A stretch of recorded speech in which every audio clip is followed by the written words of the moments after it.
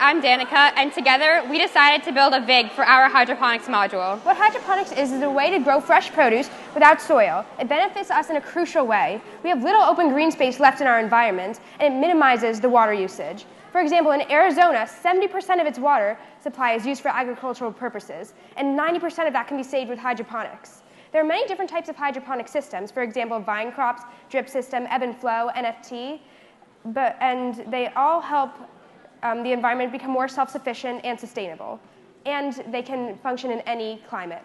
So we chose to build a VIG, and a VIG stands for Vertical Integrated Growing System or a Vertical Integrated Greenhouse, depending on the size and scale.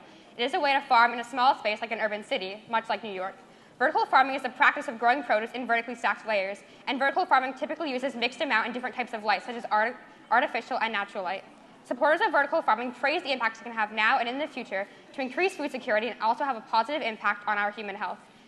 It would reduce the amount of farmland needed, which could decrease deforestation, pollution, and also help urban areas become more self-sufficient. If we use vertical farming, we would no longer have to rely on farmers to produce for us urban cities anymore. New Jersey, Chicago, Arizona, and other places are all users of these VIGs, and these places all have one thing in common. They have little open green space left in their environments. So the materials that we used to build our VIG were 3 PVC pipes, 1 plastic bin, 1 water pump, 1 feet of tubing, 3 planks of wood, and 1 nail gun. So the way the VIG works is there is a reservoir at the bottom of the VIG, and that pumps water up through a tube using a water pump to the top layer of the VIG. Then the water is filtered down throughout the VIG to the bottom, creating a cycle that repeats. The water must be changed once a week. So we did have quite a few problems in the process of making this VIG. Such problems included leaking, lack of nutrients, water and pump pressure issues, sunlight deficiency, and also we had a lot of mold and algae problems, which was disgusting. So the first problem that we had was leaking. So how we fixed this is we cut a top of the plastic water bottle and taped it to the crook of the PVC pipe and the wall of the VIG. This acted as a splash guard that stopped the water from splashing everywhere and redirected it down to the next PVC pipe. Another problem that we had was mold. Because of this leaking problem, the water got stuck underneath the reservoir, which formed mold in about 3 days. Our last problem was sunlight. Since plants need sunlight to grow, we had to make wheels on our VIG to make it be able to face the sun. Our procedure took a month to complete. In week 1, we did some research on hydroponic systems and chose to design a VIG.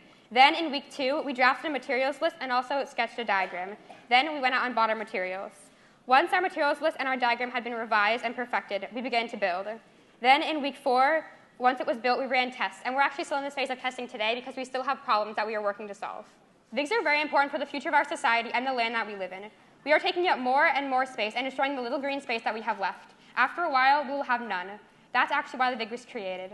So how the VIG was created was by a professor at Columbia University named Des Palmier, who taught environmental science. He asked his students, what do you think the world would be like in 2050? They said polluted, overpopulated, and there would not be enough fresh produce for people. So they thought of rooftop gardening. They thought it would be the perfect solution. So they measured all the roofs in New York City, and they found that it would not be close to enough space and food. So next they thought, what about vertically, like apartment buildings? Because there are so many apartment buildings in New York City, it would accommodate enough space for the VIGs. As he once told the media, the possibilities that he thought of opened up that day, put stars in his eyes. If everyone used VIGs, it would stop farming runoff, and farming runoff is the main cause of pollution in our oceans. And vertical farms like VIGs produce no runoff. Outdoor farming consumes 70% of the planet's fresh water, and we could use 7% of the planet's fresh water. That would leave 93% for other uses.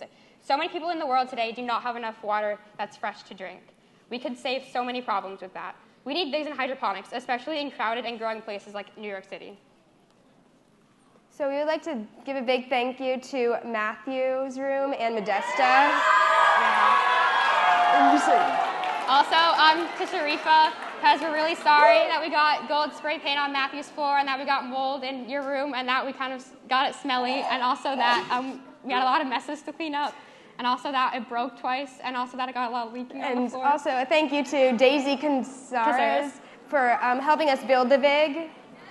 And also, one thing to remember is a quote also from Des Palmier.